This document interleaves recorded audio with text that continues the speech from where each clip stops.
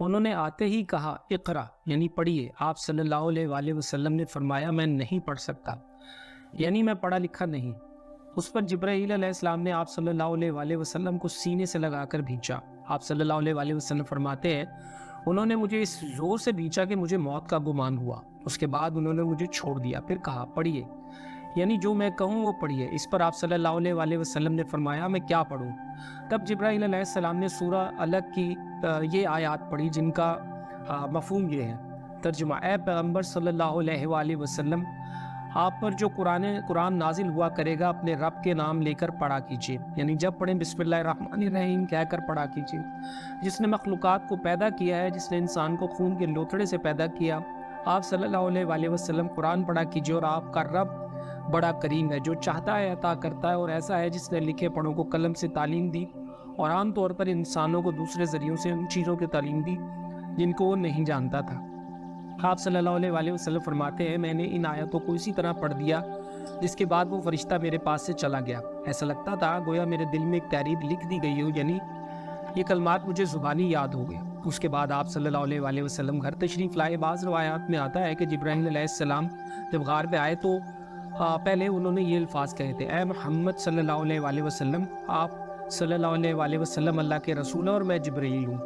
آپ صلی اللہ علیہ وآلہ وسلم کی گھر تشریف آوری سے پہلے سیدہ خدیجہ رضی اللہ عنہا نے عزم معمول آپ صلی اللہ علیہ وآلہ وسلم کے لیے کھانا تیار کر کے ایک شخص کے ہاتھ آپ صلی اللہ علیہ وآلہ وسلم کے پاس بھجوا دیا تھا، مگر اس شخص نے آپ صلی اللہ علیہ وآلہ وسلم کو غار میں نہ پایا تو اس شخص نے واپس آ کر یہ بات سیدہ خدیجہ رضی اللہ عنہ کو بتائی۔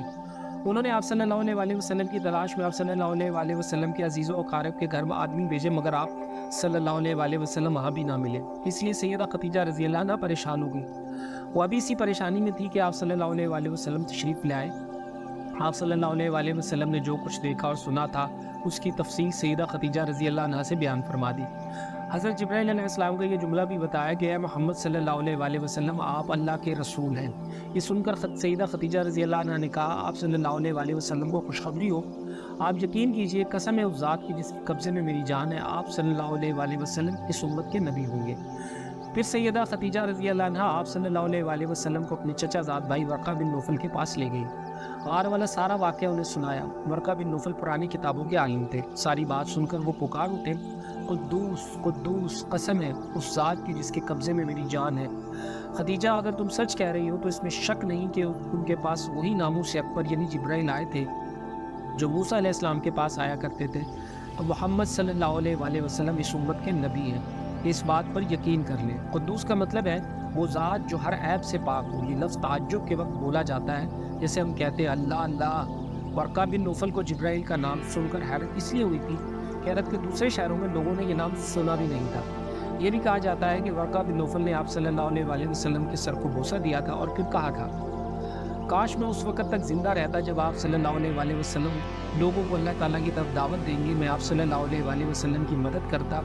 اس عظیم کام میں بڑھ چڑھ کر حصہ لیتا، کاش میں اس وقت زندہ رہوں، اس وقت تک زندہ رہوں۔ جب آپ صلی اللہ علیہ وآلہ وسلم کی قوم آپ صلی اللہ علیہ وآلہ وسلم کو جھٹلائے گی، آپ صلی اللہ علیہ وآلہ وسلم کو تکالیف پہنچائے گی، آپ صلی اللہ علیہ وآلہ وسلم کے ساتھ جنگیں لڑی جائیں گی اور آپ صلی اللہ علیہ وآلہ وسلم کو یہاں سے نکال دیا جائے گا، اگر میں اس وقت تک زندہ رہا تو آپ صلی اللہ علیہ وآلہ وسلم کا ساتھ دوں گا، اللہ کے دین کی حمایت کروں گا۔ آپ صلی اللہ علیہ وآلہ وسلم یہ سن کر حیران ہوئے اور فرمایا میری قوم مجھے وطن سے نکال دے گی؟ جواب میں ورقہ نے کہا ہاں، اس لیے کہ جو چیز آپ صلی اللہ علیہ وآلہ وسلم لے کر آئے ہیں، اسے لے کر جو بھی آیا اس پر ظلم ڈھائے گئے، اگر میں نے وہ زمانہ پایا تو میں ضرور آپ صلی اللہ علیہ وآلہ وسلم کی پوری مدد کروں گا۔ ورقہ نے حضرت خدیجہ رضی اللہ عنہا سے یہ بھی کہا تمہارے خاوند بے شک سچے ہیں، در حقیقت یہ باتیں نبوت کی ابتدا ہیں، یہ اس امت کے نبی ہیں۔ لیکن اس کے کچھ ہی مدت بعد ورقہ بن نوفل کا انتقال ہو گیا، انہیں ہجوم کے مقام پر دفن کیا گیا۔ چونکہ انہوں نے آپ صلی اللہ علیہ وآلہ وسلم کی تصدیق کی تھی، اس لیے نبی کریم صلی اللہ علیہ وآلہ وسلم نے ان کے بارے میں فرمایا ہے میں نے ورقہ کو جنت میں دیکھا ہے، ان کے جسم پر سرخ لباس تھا۔ ورقہ سے ملاقات کے بعد آپ صلی اللہ علیہ وآلہ وسلم گھر تشریف لے آئے۔ اس کے بعد ایک مدت تک جبرائیل علیہ السلام آپ صلی اللہ علیہ وآلہ وسلم کے سامنے نہیں آئے۔ درمیان میں جو وقفہ ڈالا گیا اس میں اللہ تعالیٰ کی یہ حکمت تھی واللہ عالم کہ آپ صلی اللہ علیہ وآلہ وسلم کے مبارک دل پر جبرائیل علیہ السلام کو دیکھ کر جو خوف پیدا ہوا تھا اس کا اثر زائل ہو جائے اور ان کے نہ آنے کی وجہ سے آپ صلی اللہ علیہ وآلہ وسلم کے دل میں وہی کا شوق پیدا ہو جائے۔ چنانچہ ایسا ہی ہوا۔ جبرائیل علیہ السلام کی آمد کے بعد سلسلہ رک جانے کے بعد آپ صلی اللہ علیہ وآلہ وسلم کو صدمہ ہوا۔ کئی بار آپ صلی اللہ علیہ وآلہ وسلم پہاڑ کی چوٹیوں پر چڑھ گئے تاکہ خود کو وہاں سے گرا کر ختم کر لیں، لیکن جب بھی آپ صلی اللہ علیہ وآلہ وسلم ایسا کرنے کی کوشش کرتے، جبرائیل علیہ السلام آپ صلی اللہ علیہ وآلہ وسلم کو پکارتے، اے محمد صلی اللہ علیہ وآلہ وسلم، آپ حقیقت میں اللہ تعالیٰ کے رسول ہیں۔ یہ کلمات سن کر آپ صلی اللہ علیہ وآلہ وسلم سکون محسوس کرتے، لیکن جب پھر وہی کا وقفہ کچھ اور گزر جاتا تو آپ صلی اللہ علیہ وآلہ وسلم بے قرار ہو جاتے، رنج محسوس کرتے اور اسی طرح پہاڑ کی چوٹی پر چڑھ جاتے۔ چنانچہ پھر جبرائیل علیہ السلام آ جاتے اور آپ صلی اللہ علیہ وآلہ وسلم کو دیتے، آخر دوبارہ وحی ہوئی۔ اچھا، اوپر بیان کیے جانے والا جتنا بھی واقعہ ہے کہ حضور صلی اللہ علیہ وآلہ وسلم نعوذ باللہ پہاڑوں پر چڑھ کر کوئی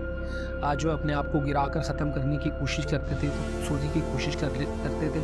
یہ واقعہ جو کا تو جیسے کتابوں میں لکھا گیا ہے ویسے آپ کے سامنے بیان کر دیا گیا ہے، لیکن یہ واقعہ جو ہے یہ خاص طور پہ جو بھی علماء نے یہ بات لکھی ہے کہ حضور صلی اللہ علیہ وآلہ وسلم جو ہے وہ نعوذ باللہ خوبصورتی کی کوشش کرتے تھے پہاڑوں پر چڑھ کر، یہ حضور صلی اللہ علیہ وآلہ وسلم کی شان کے مطابق نہیں ہے، یہ حضور صلی اللہ علیہ وسلم کی شان پہ پوری بات نہیں اترتی۔ حقیقت میں جو میری اپنی سوچ ہے، جس پہ اگر تھوڑا سا سوچا جائے، آپ بھی سوچنے کی کوشش کریں تو آپ کو یہ احساس ہوگا کہ جب کبھی بھی انسان کے دل میں کسی بھی چیز کے بارے میں کوئی شوق یا محبت پیدا ہوتی ہے، مثال کے طور پر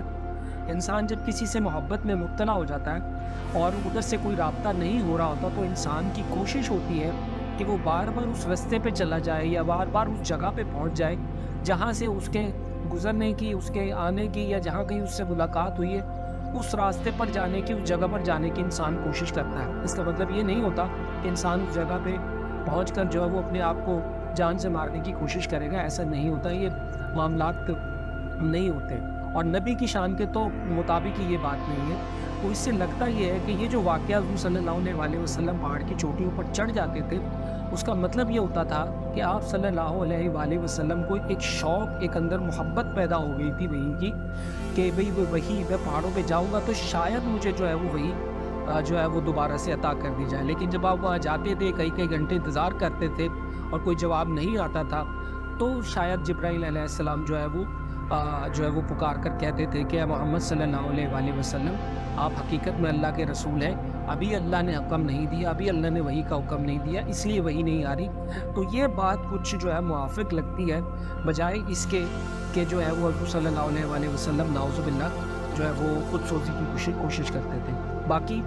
کل علم تو اللہ سبحانہ و تعالیٰ کے پاس ہے، اور اللہ ہی سب سے بہتر علم جو ہے وہ جاننے والے ہیں۔ امید ہے آپ لوگوں کو میری اس بات سے اتفاق ہوگا، باقی آپ جو بہتر سمجھتے ہیں اس کو فالو کر لیجیے۔ جزاک اللہ خیر۔